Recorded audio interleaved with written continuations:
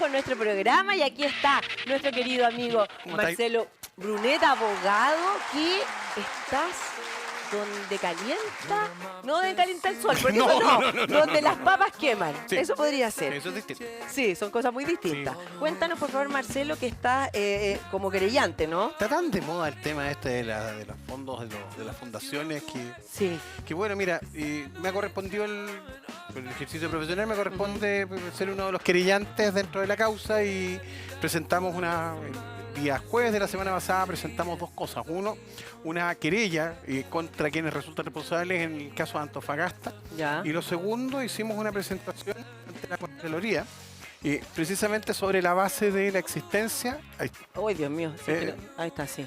Ya. Se ve, ¿no? Sí.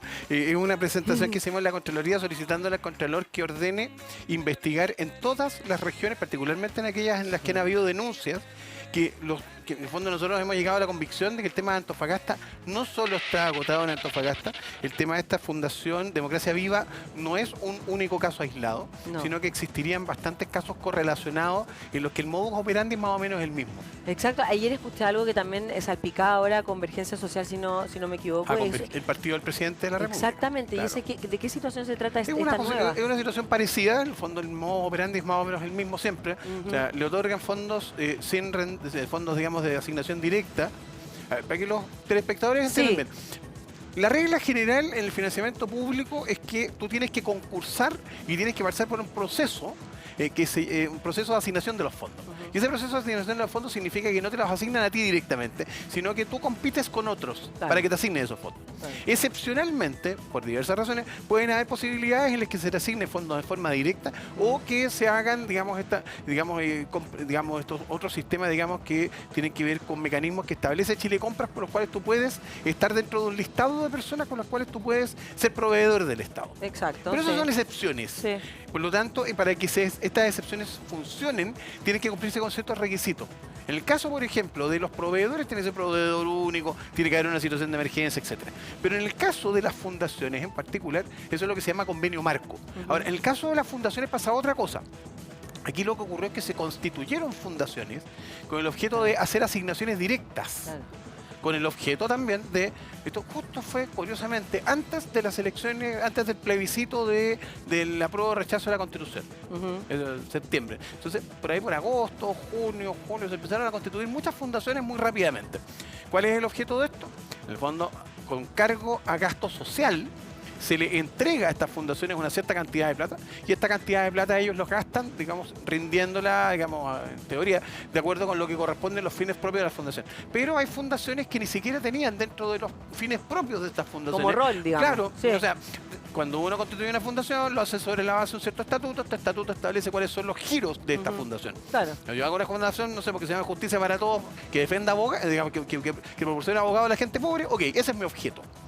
Ahora, si yo tengo el objeto, digamos, por ejemplo, de promoción y charlas públicas, digamos, digamos, puedo realizar ese giro. Ahora, si no lo tengo, no debería. Acá se les asignaron platas para cosas que no estaban dentro de los fines, dentro de estas fundaciones, y rápidamente hicieron las modificaciones fundacionales con el objeto de recibir esas platas 4 o 5 días antes, después de haberlo recibido incluso. Claro, o sea, a ver, es evidentemente un caso... ¿se puede llamar corrupción ya? Mira, ayer el ministro Montes hablaba de que habían casos de corrupción y por lo tanto nosotros libremente podemos decirlo. También que había temas de falta de la probidad y por lo tanto no tenemos ningún empacho en poder decirlo. Digamos, el propio ministro Montes, que es el que está a cargo del tema, reconoce que existen casos de corrupción porque efectivamente los hay. Oye, Marcelo, el tema específico, ¿cierto? Que en el fondo fue lo que destapó toda esta punta del iceberg, porque en el fondo es como la punta del iceberg, uno dice, ¿cuántos más van a aparecer?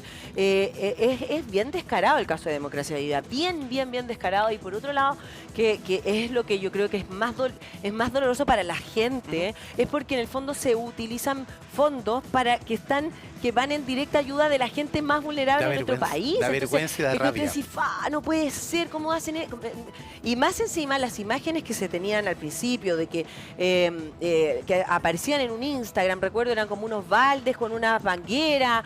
Grotesco. Una cosa, pero totalmente grotesca. Entonces, sí, esos 428 millones estaban utilizados en eso, entonces es una broma, es una vergüenza. Métete a las páginas, métete a las cuentas de Instagram de ellos. Lo único que hacen es promoción respecto al plebiscito.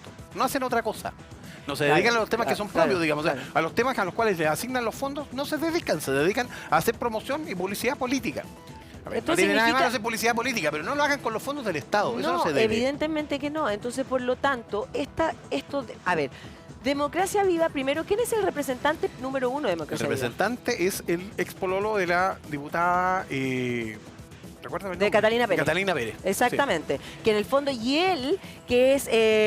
Daniel Andrade. Daniel Andrade, sí. Que él, de hecho, hace unos pocos días, y tú lo debes saber, evidentemente, contrató a un grupo de muy buenos abogados para su defensa. Sí.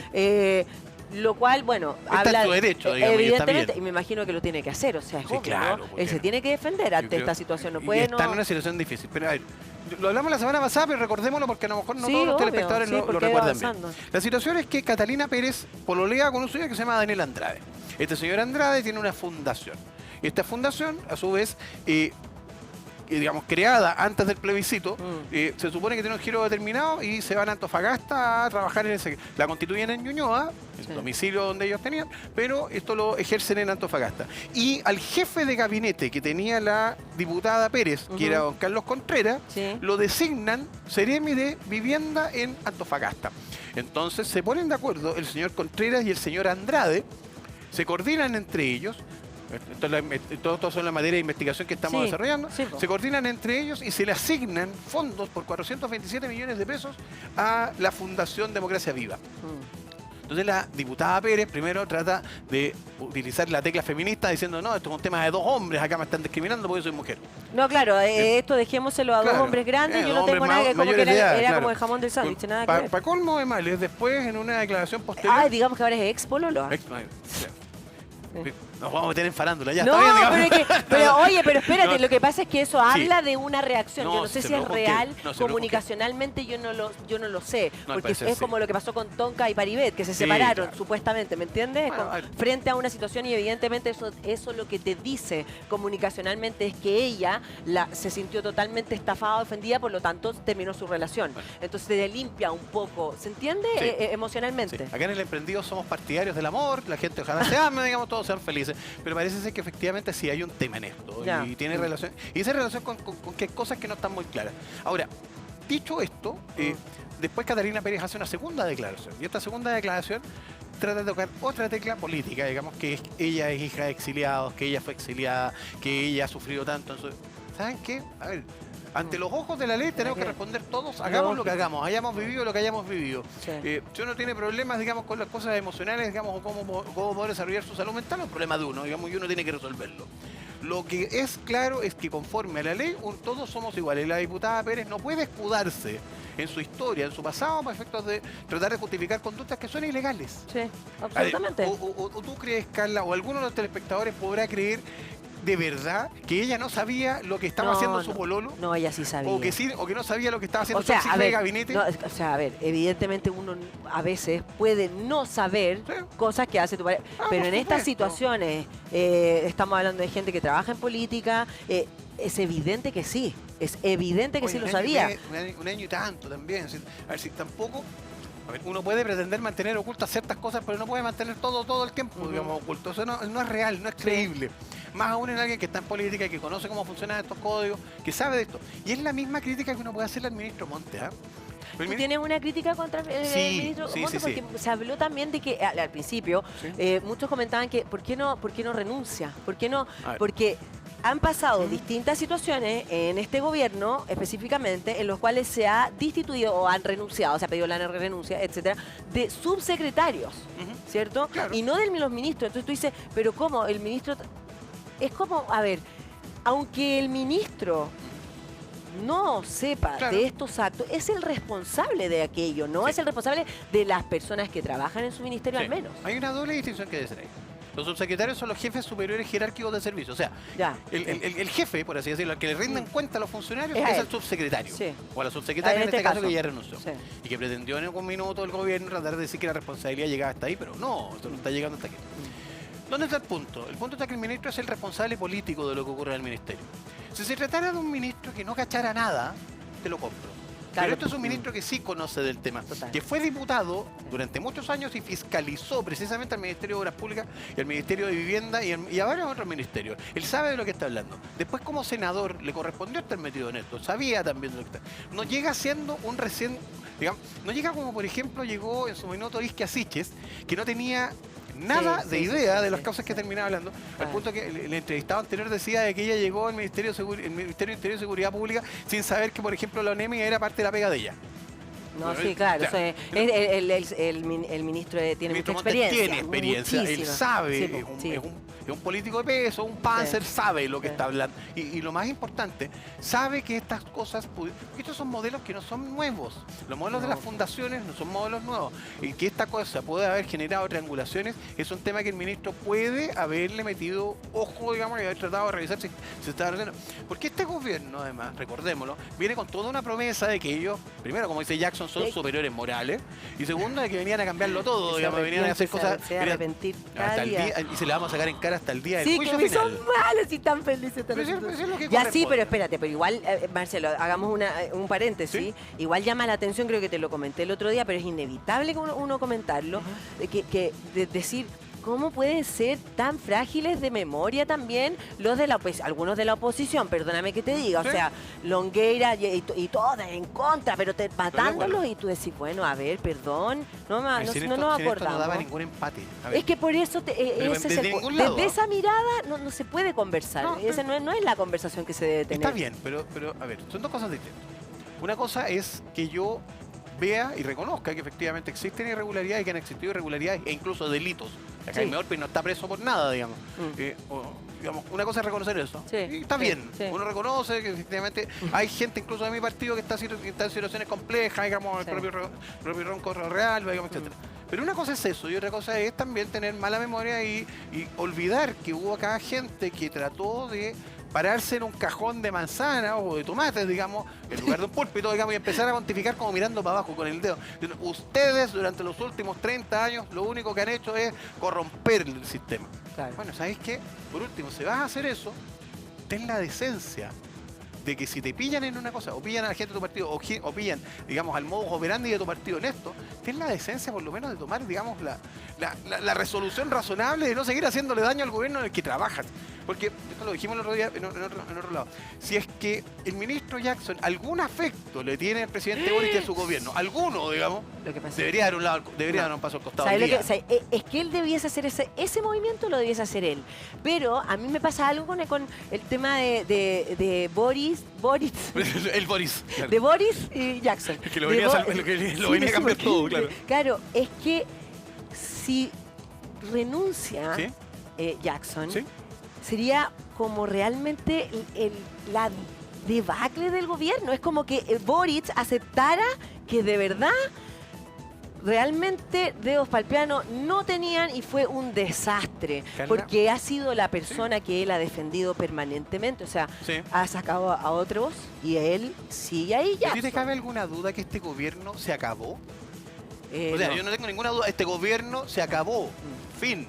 O sea, en cuanto a gobierno, digamos, puede ser que se dedique a administrar los próximos... va a ser administrativo. Lo trágico es que estamos recién al tercio del gobierno. Nos faltan 2 tercios más de gobierno. Y este gobierno lo único que va a poder hacer en lo sucesivo es administrar, no gobernar. La agenda política del gobierno se acabó con esto. Esto es equivalente al caso cabal de la presidenta Bachelet, pero multiplicado por 10. Yo creo que tenemos que tener claro una cosa. El gobierno del presidente Boric, con sus cambios estructurales y con todo lo que pretendían, se empezó a acabar con el plebiscito del 4 de septiembre y hoy día con esto, que le pega bajo la línea de flotación, se acabó. Ya no hay más gobierno. No, sí, y ahora espérate, ¿viste las declaraciones? Porque hay que también, es interesante ver las declaraciones de sus propios, de su lado, digamos, de los partidos, ¿cierto? Y estaba viendo el otro día Gonzalo Vinter, no sé si las viste, de hecho sacó varias, igual después hartas personas dijeron, no sé quién dijo, las declaraciones de Gonzalo Vinter son son de estúpidas, dijo. Una cosa así. Y alguien interesante, pero no me acuerdo. Lo vi hoy día porque como vi las declaraciones de Gonzalo en CNN. Gonzalo Vinter lo que dice en CNN es que él considera en particular, como digamos, claro, individual, que es imposible que un partido crezca sin que tenga casos de corrupción. Claro, que creer que no iba a pasar una cosa así, y claro, dijo lo que las palabras de Vinter son estúpidas. En realidad... A ver, seamos honestos, la corrupción existe y va a existir siempre. Eso no hay cómo evitarlo. Lo que sí uno tiene que hacer es saber cómo poder enfrentar esto. Y en eso, mira, en parte Vinter tiene razón en eso, uno tiene que saber cómo enfrentarlo. Lo que pasa es que esta gente lo que ha tratado de hacer es, primero, hacer como que el tema no existió. Segundo, tratar de meter el tema debajo de la alfombra, diciendo, no, es que esta responsabilidad llega hasta la subsecretaria y se acaba. Y tercero, ahora tratar de jugar un poco al empate, diciendo, no, ¿sabes qué? Vamos a extender la investigación hasta el 2019, a ver si encontramos algo al gobierno del presidente Piñera en esto. No, si es que esa fórmula es una tontera. Esa fórmula es una tontera. Y además, Carla, es la misma fórmula que ellos tanto criticaron. Absolutamente. Porque mira lo divertido. Forman una comisión. Que es lo que siempre le criticaron a la Concertación y a la nueva mayoría, que iban a formar comisiones para los problemas. No, fue genial. ¿Tú sabías de antemano que se iba a crear esta comisión? Ayer... no, se metería ayer. Claro, Camila Vallejo, la vocera de gobierno, por supuesto, empieza a dar sus declaraciones. Esto fue, no sé a qué hora de la tarde, porque fue en vivo. Y cuando empieza a hablar de esta comisión, bla, bla, bla, bla... Igual uno sigue leyendo esto que dices tú, que es como a jugar al empate. Y no solo jugar al empate, sino que en el fondo están como... A ver, los telespectadores a lo mejor recordarán este video del pisteando como un campeón, digamos, el tipo que lo atropella un auto y queda como mirando para arriba y empieza a decir incoherencia porque no sabe lo que le está pasando. Sí, este gobierno está actuando de la misma manera. Sí. No hay coherencia primero, no hay coherencia entre lo que prometieron hacer y lo que están haciendo hoy día. Y segundo, uno como cuando conversa con gente de ellos se da cuenta que de verdad están descontrolados, no saben cómo manejar esto. Bueno, es obvio. Cuando tú te paras, vuelve a la dinámica, cuando tú te paras en el cajón de manzanas para predicarle a los demás, como si estuvieras en un púlpito, y después te pillan, que en el fondo el cajón de manzanas se te cae, escucha, la situación es bien complicada, porque tanta moralina, tanto apuntar con el dedo a otros, tanto decirlo de los 30 años, digamos que estos 30 años fueron una traición al pueblo de Chile, y hoy día nos encontramos con esto. Lo que pasa es que claro, ellos se equivocaron y yo creo que cualquier ser humano, todos nos podemos equivocar cuando nosotros creemos que nunca vamos a caer, nunca nos vamos a equivocar, etcétera, y dar charlas, cierto testimonio de moralidad cuando todos tenemos... Todos tenemos historia. Todos, imagínate. Bielsa tenía una frase muy buena para esto. No hay pecador sin pasado, no hay santo sin pasado ni pecador sin futuro. Exacto, sí, totalmente. Entonces, bajo esa lógica, las declaraciones que ellos hacían, desde en el punto que las hacían estaban equivocados. Claro. Hasta quizás no pensaron que iban a llegar a gobernar. Yo creo en ese momento. Yo creo lo mismo que tú, fíjate. A mí me pasa sentir eso porque o de verdad eran muy, muy chicos, porque o con poca... Inmaduros porque no saben lo que te puede pasar en la vida. La vida está llena de errores, de equivocaciones, de caídas, de levántate, etcétera. Entonces, hoy día, cuando están en el poder y les está pasando lo que están pasando, era evidente que les iban a decir en su cara todo este tipo de situaciones y que iban a pasar. Ahora, el punto es que Vinter también decía algo que era bien interesante, que decía, claro, pero nosotros cuando pasaban estas cosas en el gobierno de Piñera, pasaban casos de corrupción, era obvio que ellos salían y decían, oye, pero ¿cómo? Claro, ellos vivieron esa situación desde otro lado. Claro. Entonces las atacaban porque era lo que ellos... Sí, lo que no solamente lo que ellos entendieron, lo que tú y yo también entenderíamos. Sí. Y cualquier persona en su casa, ¿se entiende? Sí, entonces, por supuesto. Claro, pero no sabían. Yo estoy segura que nunca pensaron que iban a estar en la situación que están hoy. Entonces ahora, ¿cómo se resuelve esto? ¿Cómo sigue para adelante? Porque tú estás, de hecho, en una querella y me imagino que sabes que van a salir muchos casos más, entonces, y que van a seguir golpeando al gobierno. Entonces, ¿cómo? ¿Ellos sabrán que hay muchos casos más y que los van a seguir golpeando? Tú estás haciendo muy bien la distinción porque hay dos ámbitos distintos. Uno, el ámbito de lo procesal, penal, administrativo, lo legal en el fondo, lo que hace que uno se ponga corbata, digamos. Una cosa es eso, va a seguir su curso, probablemente esto se demore un rato largo, digamos, hay juicios que se demoran 7, 8 años, digamos. Probablemente esto se demore mucho y a lo mejor terminan algunas personas condenadas y otras no. Okay, eso desde el punto de vista pero en lo político, yo creo que hay que asumir tres cosas. Primero, que este gobierno se acabó. O sea, y es duro decirlo, pero este gobierno se acabó tanto como Cabal, digamos, con el gobierno de Bachelet, tanto como el estallido social con el gobierno del presidente Piñera. O sea, esto es un golpe a la línea de flotación del gobierno. Lo segundo, que acá hay responsables políticos que no están ejerciendo su responsabilidad. Por lo pronto el ministro Montes, que no está ejerciendo su responsabilidad respecto de las cosas que él debió haber controlado sabiendo y no lo hizo. Y el ministro Jackson, que es el ideólogo, como decíamos el otro día en otro lado, esto es algo así como, él es algo así como el predicador del evangelio según San Winter. O sea, si había alguien que tenía una especie como de condición moral superior para la gente de Revolución Democrática, es Giorgio Jackson. La pregunta es, Giorgio Jackson, ¿hará lo que le corresponde? ¿Respaldará al gobierno como le corresponde hacerlo hoy día? ¿Y dará un paso al costado? ¿O va a seguir causándole daño cada minuto que esté sentado en la silla donde está sentado? Yo creo que va a seguir. Yo también creo que va a seguir, pero es que sigue. Sí, pero es que esa es... Tú decís, pero ¿cómo es posible que el presidente Boric no vea que lo está dañando totalmente su imagen? Sí, claro.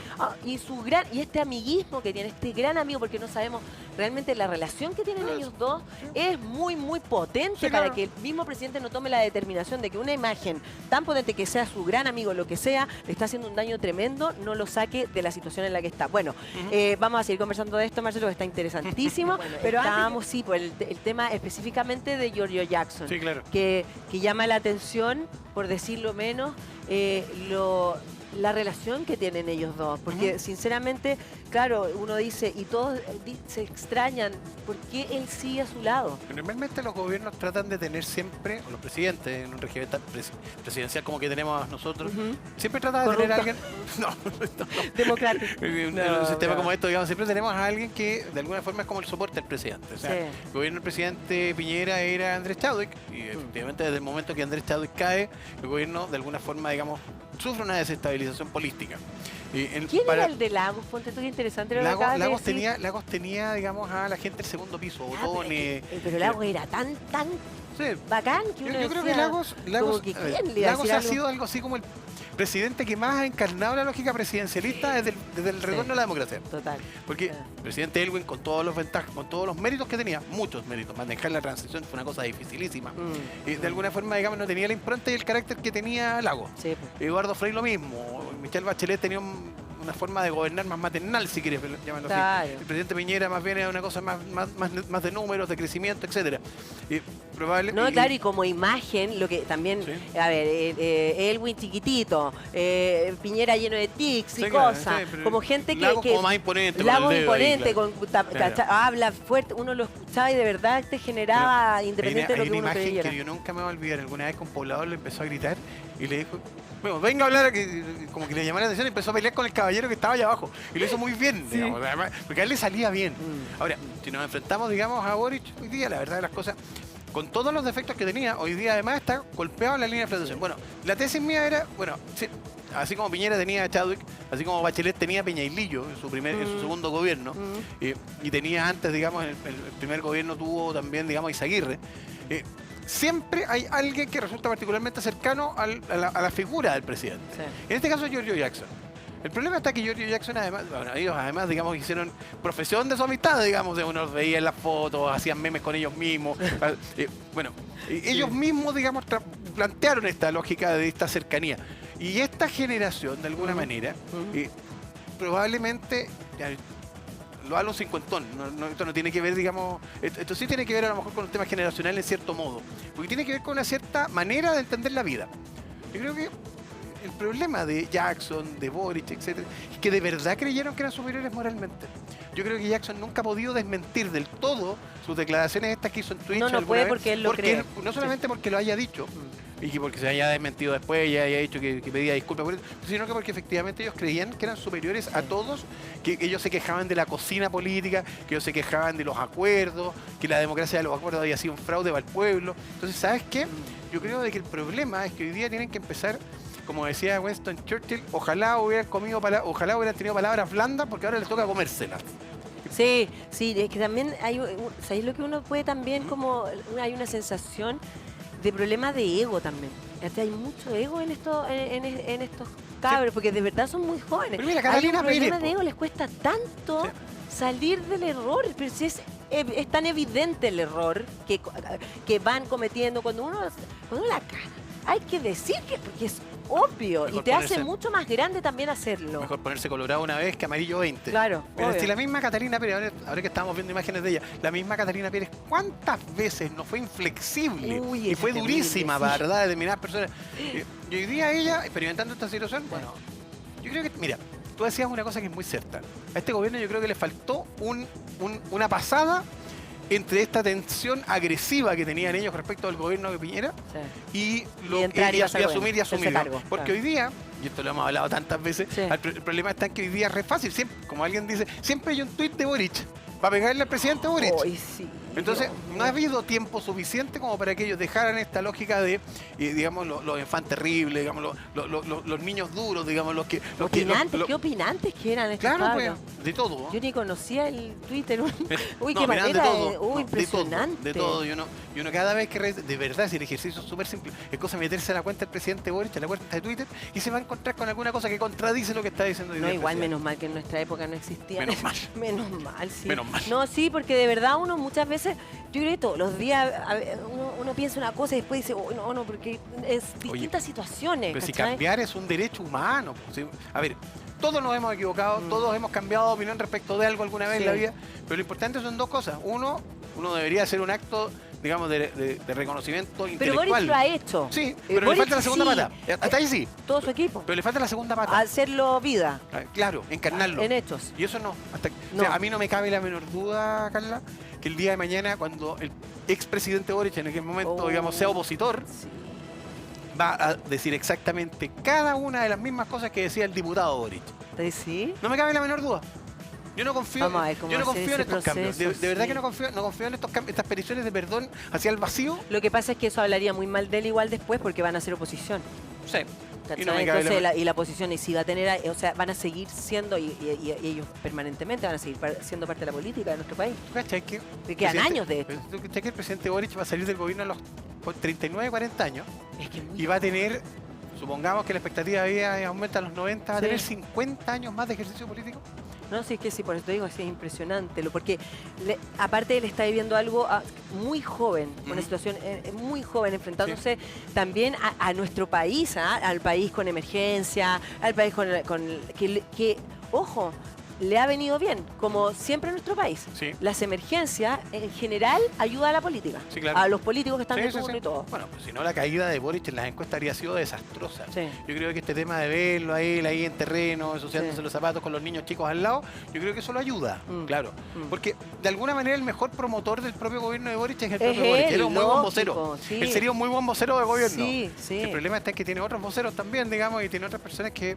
Claro, es, que Él- es lo que mismo tú decías, porque él sale a decir algo como fue en la segunda cuenta pública, habla y cuando va saliendo ya Sí, le claro. están matando desde su mismo Por lado, supuesto. le están yendo en contra de lo que dijo. Entonces es bien complejo también vivir así lo que se está viviendo. Entonces estos golpes, la pregunta como más técnica en el sentido de lo que es a nivel político, es bien complicado y esto lo conversamos hace mucho, lo hemos venido conversando hace Sí, mucho rato, sí. la debacle del gobierno finalmente, Sí, claro. las situaciones, cómo anímicamente ellos se enfrentan, porque anímicamente están destrozados. Están Y eso, cualquier persona que vive y enfrenta este tipo de cosas a diario, un golpe tras un golpe tras un golpe en el suelo, metiéndole combo y está sangrando, está muriendo en el suelo, y le siguen pegando. Entonces, si esta persona está mal, entonces todo este grupo, cuando uno está mal, las decisiones que toman en general son buenas. Normalmente, claro, cuando uno está golpeado, normalmente toma No son decisiones buenas. erráticas. obvio. Exactamente, son erráticas. Entonces, tú decís, ¿cómo vislumbramos el futuro? Está difícil porque, a ver, están quebradas las confianzas además, es muy difícil. Además. O sea, cuando tú, no sé, pues 20 años atrás ocurrió, digamos, el caso Mobgate, que en su minuto Pablo Longueira tuvo ha la salido determinación, muchísimo ahora, sí. que él tuvo la determinación de juntarse con Lago, independiente de si él había hecho bien o mal, digamos, y sí, pero había posibilidad de poder juntarse y llegar a acuerdos. Habían dos Entonces, entes que... sí. Pero y no solamente ellos como personas, sino que había conglomerados detrás que estaban dispuestos a respaldar. Nunca hay que olvidar que que en su minuto la democracia cristiana incluso inscribió mal las listas y se les autorizó a inscribirlas de nuevo, digamos, porque o sea, había un cierto grado de fair play político. Sí. Pero hoy día eso está un poquito quebrado porque es difícil tener fair play con quienes te han pegado sistemáticamente durante tanto tiempo. Y que en hoy el día, libro existe esta conversación. Claro, y que hoy día precisamente, se sientan de nuevo, digamos, en el gobierno y pretenden que hoy, ¿sabes qué? No pasó nada para atrás. No, pues no es cierto, sí pasó. Y acá por lo menos falta ponerse amarillo un par de veces, ponerse colorado una, reconocer algunas cosas y por lo pronto asumir que el gobierno se acabó. Como tal, digamos. O sea, lo que van a hacer de acá en adelante es administrar, pero todas estas grandes transformaciones que pretenden hacer, esto de vamos a refundar Chile, que vamos a hacer de Chile un país distinto, no, eso se acabó. Porque ya no tienen autoridad moral para hacerlo. Se les acabó. Si la gente los eligió porque supuestamente ellos tenían una cierta autoridad que los distinguía. Hay una rutina de Edo Caroe muy buena, los humoristas en general siempre latinan estas cosas. Y había una rutina muy buena de Edo Caroe que esperaba que algún día los Jackson, los Boris, las Vallejo, etcétera, llegaran alguna vez. Eso suena como las Calilas, la voy a buscar, la voy a buscar. Pero hay una rutina muy buena de ellos, de Edo Caroe, diciendo que él esperaba que ellos llegaran para renovar la política y cambiar las cosas malas que se habían hecho. Me gustaría preguntarle a Edo Caroe qué piensa hoy día. Probablemente va a estar desilusionado como muchos de los que votaron por Boric hoy día. No, absolutamente. Es que ese es el tema, pues desde la frustración también cómo se sale adelante. Claro. Y ahora hay que enfrentar todas las temáticas que se tienen que enfrentar, porque bueno, ahora se habla de este pacto fiscal y todo el mundo enojado, no se va a llegar a ninguna cosa con respecto a eso tampoco. Pero, Carla, pacto fiscal para darle más plata a un gobierno que se gasta la plata pasándose las fundaciones. Carla, ¿cuánta es la gente hoy día, tú que lo estáis viendo a diario, digamos, en este programa, cuánta es la gente hoy día que es capaz de llegar a fin de mes? Yo te diría que con suerte la mitad. Con suerte la mitad están llegando a fin de mes, el resto no. Está apretada la cosa, digamos, no es como poder, hay un estudio hoy día el IMASEC del día de ayer es tremendo. Estamos decreciendo. O sea, vamos decreciendo, tenemos tasas de interés altas, claro, estamos controlando la inflación. Supuestamente, claro, eso significa económicamente que se está controlando la inflación que está dando efecto. Pero ¿a qué costo? Entonces, un costo altísimo. Entonces la pregunta es, en esta situación, pensar en subir los impuestos. Yo creo que no. No, cero posibilidad. No es el momento. No, pues cero posibilidad. Bueno, siempre se habla que nunca es el mejor momento para hacer una reforma tributaria, para lo que sea. Sí. Pero hoy día es el peor. O sea, claro. Hoy día exactamente es momentos malos, momentos muy malos y este. Exacto. Sí. Ahora, bueno, ¿cómo veis que va a avanzar? La diputada Catalina Pérez lo que está diciendo también es que ella se está defendiendo absolutamente de esto, que ella no tiene ninguna... Pero veamos cómo avanza la investigación. Acá, como te comentaba, por lo menos... ¿Y en el partido cómo está? ¿Ella hoy día está suspensión o ya entiendo que pidieron la suspensión y respecto de los otros dos, Andrade y Contreras, entiendo que lo echaron del partido. En el caso de Andrade, él había renunciado previamente a la militancia, pero bueno, le aplicaron la sanción igual. En el caso de Catalina Pérez, entiendo que se estaba aplicando una suspensión de su condición de militante, además de que ella había suspendido una cosa rarísima, digamos, suspensión de su condición de vicepresidenta de la Cámara de Diputados. Eso no existe, Eso es un chamullo, o sea, la verdad es que no existe. Los presidentes y los miembros de la directiva de la Cámara de Diputados o renuncian o no renuncian, no suspenden. O que no va a usar el auto fiscal, el auto del Congreso, o no va a ir a la oficina que tiene asignada y se va a cambiar a otra oficina. No se entiende, la verdad. O sea, esto fue otra salida cosmética para tratar de zafar de la responsabilidad. Yo creo que el problema que tenemos acá es que la gente no enfrenta la responsabilidad política de sus cargos. Catalina Pérez no es cualquier persona. Fue presidenta de un partido, del mismo partido que hoy día está en cuestionamiento. Fue una diputada particularmente aguja respecto de los actos de gobierno del gobierno anterior. Sí, en todas las situaciones muy agujas. Es un buen momento para ella, digamos. Yo no soy amigo de ella, no la conozco, digamos, pero si ella nos está viendo, digamos, es un buen momento para parar, para pensar en serio y ver cómo replantear su carrera política, si es que existe carrera política en la sociedad. Porque puede ser que este sea el fin de ella. Absolutamente. Oye, y el Contralor, tengo una duda, porque la otra vez el Contralor de la República, ¿cierto? Dijo que ya no se iban a entregar más... las subvenciones. Subvenciones, pero, ya. Espérate, y una pregunta, que porque no desde conocimiento total. El Contralor, ¿cómo llega a Contralor? ¿Quién elige al Contralor? El Contralor se elige por 3 poderes del Estado en simultáneo. O sea, es un nombre que surge del Ejecutivo, pasa por el... Perdón, poderes del Estado. Pasa por el Ejecutivo como candidato dentro de algunos que se postulan, y luego lo ratifica el Congreso, o sea, la Cámara del Senado, por 2/3 partes. O sea, es un quórum altísimo. Por lo tanto, al Contralor anterior, a Mendoza, el Contralor actual, Bermúdez, y al próximo Contralor tiene que haber un acuerdo político para que se nombre. Es que claro, cuando Bermúdez apareció ya estaba y habló de este Sí. tema, yo decía, ¿de qué lado ¿de qué bando es? No, Esa fue la pregunta mental que como yo que te me puedo contar un entró. poco. Sí. Bermúdez es un académico de muchos años de la Universidad del Paraíso, tipo que ha hecho su carrera en el tema del derecho administrativo muy bueno, o sea, no hay nada que negar en su calidad académica. Lo mismo del Contralor anterior, Ramiro Mendoza, que fue profesor mío, y gente que uno no puede negar, digamos, que son gente de primer nivel académico. Ahora, en lo práctico, digamos, todo el mundo entendía de que él había sido asesor del gobierno del presidente Piñera, porque lo fue en el Ministerio de Defensa, pero bueno, su jefe de gabinete es el hermano de Vlado Milosevic, por lo pronto, Camilo Milosevic.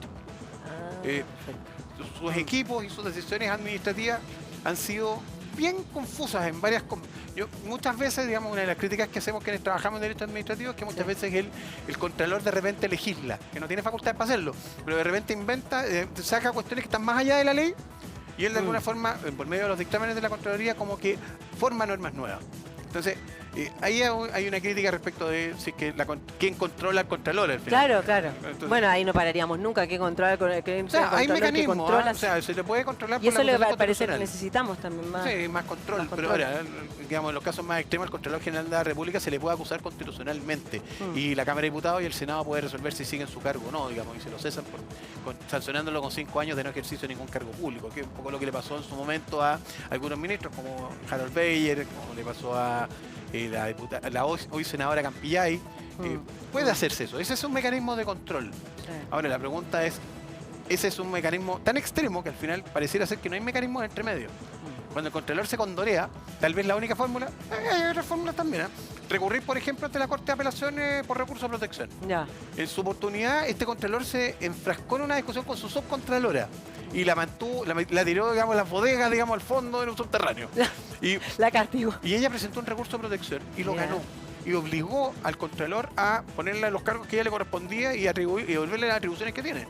Entonces, sí, hay mecanismos. Hay mecanismos, sí. Oye, Marcelo, interesantísimo el tema, como siempre, conversar contigo. Maravilloso, entretenido estar en el living de la casa y salen muchas cosas. ¿Qué estabas haciendo tú la semana pasada? ¿Fuiste a otro programa? ¿Dónde estuviste? Me invitaron al circuito, sí, pero te invitaron, estuviste, pero ahí... Fue entretenido. Sí, entretenido. Ahora, tiene una no lo hagas más.